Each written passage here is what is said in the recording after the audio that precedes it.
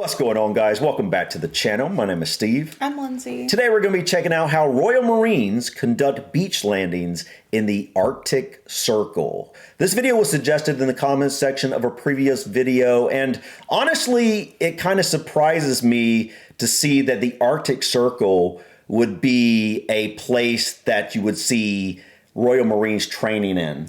Yeah, kind of me too. But I think maybe it has to do with how harsh the elements are. That's what I'm thinking too. I'm thinking either the Arctic Circle or, you know, some deserts would be the harshest environments on Earth that you could train in. Yes. Yeah. So is that what's going on here, guys? Because obviously, I guess you could see some wars or confrontations taking place in the Arctic, but... Well, I think, or a similar climate. Right. It seems like it would be not a climate you would generally see most wars in. So not really sure what the training is about in the Arctic Circle beyond the fact, like you say, it's an extremely harsh environment and it pushes you to your limit, which is probably what this is about. Yeah, I think but guys, we've been really loving the British military related videos, and so thought this would be a really interesting one to check out as well. So let's go ahead and dive in.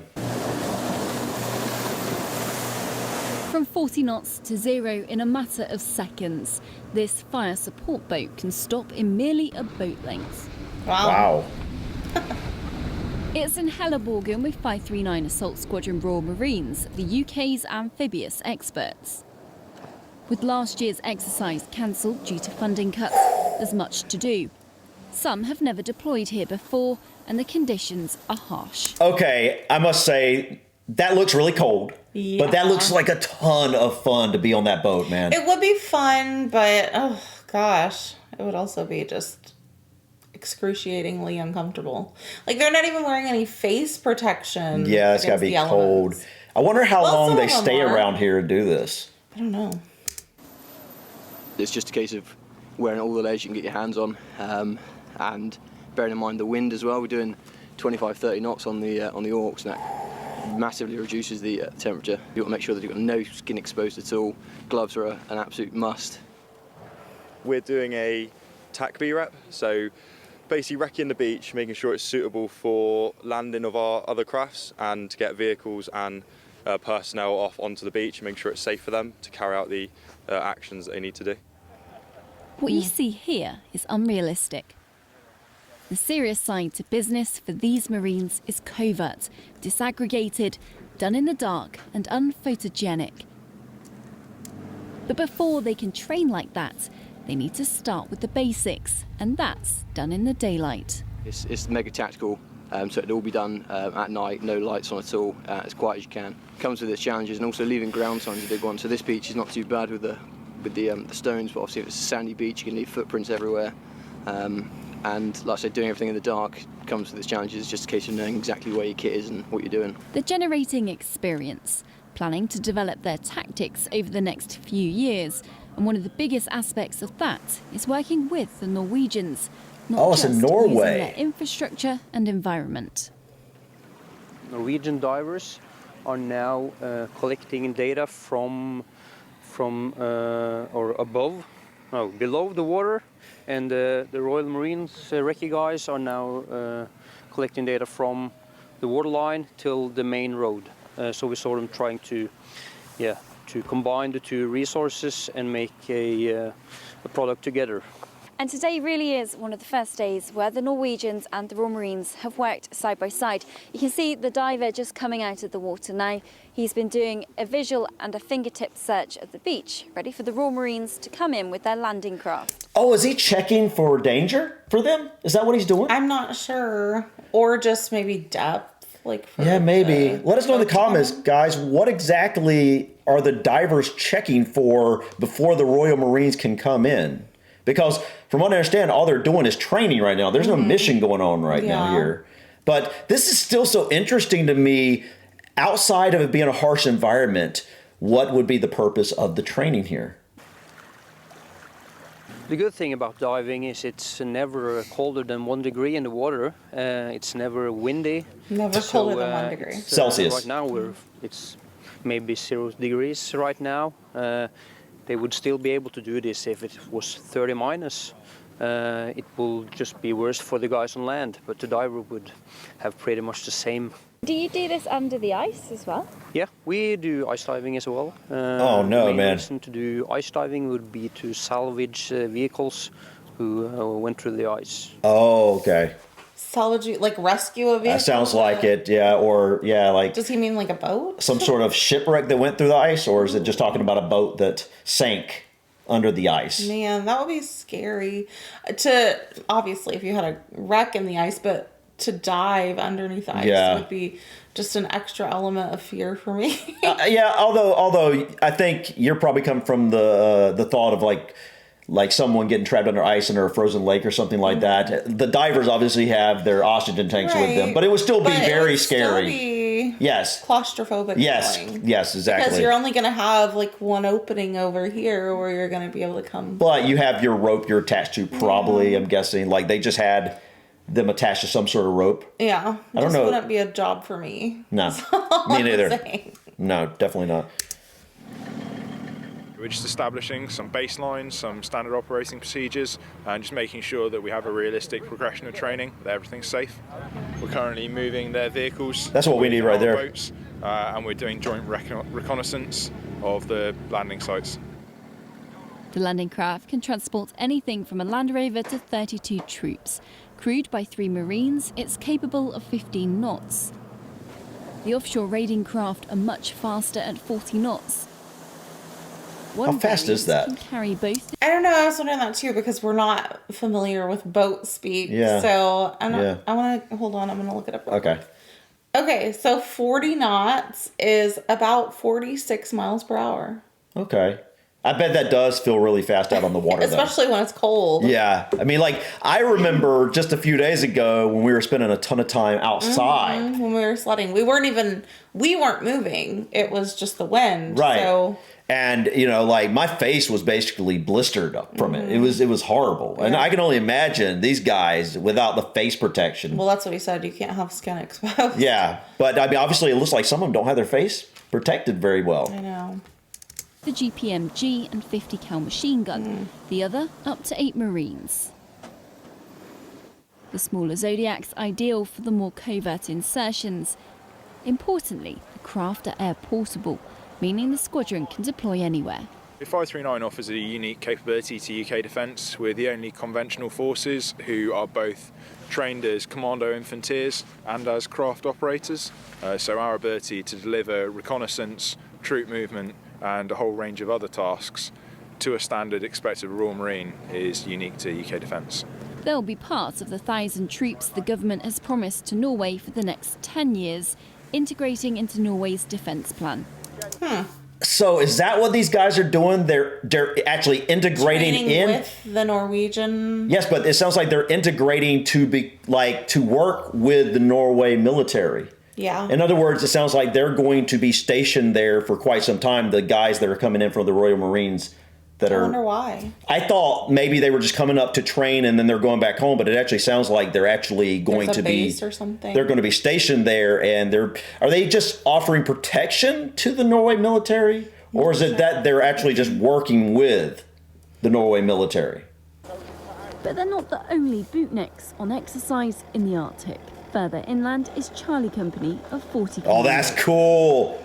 Dude, can you imagine driving one of those? Yeah. Oh my goodness. That would be awesome. What? It can go in the water too. Can it? I don't know. I don't know. I'm just looking at that. What a cool vehicle, man, to travel in the snow with. That would be awesome. Mm-hmm. 40 Commando. 40 Commando has men all over the world, from the desert to the jungle, and here in the Arctic, often called the toughest environment. Okay, guys, so I guess this is just camouflage in the snow? Yeah, to make you blend in more, probably. Wow, man. The shoes are interesting, like snowshoes. Yeah, otherwise it would be very easy to see you in this environment. Mm-hmm. Operate in. Last year it was announced the Royal Marines will integrate into the Norwegian defence plan, and instead of simply training in Norway, they'll be working with the Norwegians. It'll be an interesting challenge. It'll be the first time I think a number of us have worked in close cooperation with the Norwegians. Obviously we come to their country and train. Traditionally we've done that largely on our own, so actually embedding ourselves into one of their brigades, understanding how all our equipment and communication devices, how all that works together. It's going to be a great opportunity just to really test ourselves and be part of their battle group. Climate change has altered things here. It's unveiled new shipping routes, natural gases and minerals. It's why NATO is concerned about Russia's intentions. This is all part of the new Arctic strategy. Royal Navy submarines will spend more time under the ice, and from 2020 the UK will begin using its new P-8 Poseidon maritime patrol aircraft. And over the next 10 years, 1,000 Royal Marines have been committed to the Arctic deployment, ensuring they're ready in the event they need to protect the northern flank. Against It's Russia? expected the near future Well, I don't will know. see the two Not just them, allies probably, Well, that's also what they were look in talking depth about. at the tactics for defending Norway. So I think that's all part of the bigger plan. At this early stage, we're probably not quite into that, but clearly understanding the Norwegian defence plan and how the Royal Marines fit into that is all part of it. And I think certainly in the next 10 years, as we progress through this plan, you'll see greater depth, a greater understanding as to how the Royal Marines would potentially come forward and support our NATO ally if they needed us to defend their country. 5 weeks into their Arctic warfare training, Charlie Company are preparing for those bigger challenges. Moving on from the basic survival course, they're now training with their Viking all-terrain vehicles, 200 miles inside the Arctic Circle. Wow. Tactical training, and now 200 miles into the Arctic Circle? What is that? Like, for what purpose? Just to... For training. Yeah. Wow. Like, that's got to be cold, man. Seriously. All terrain, would that mean water too?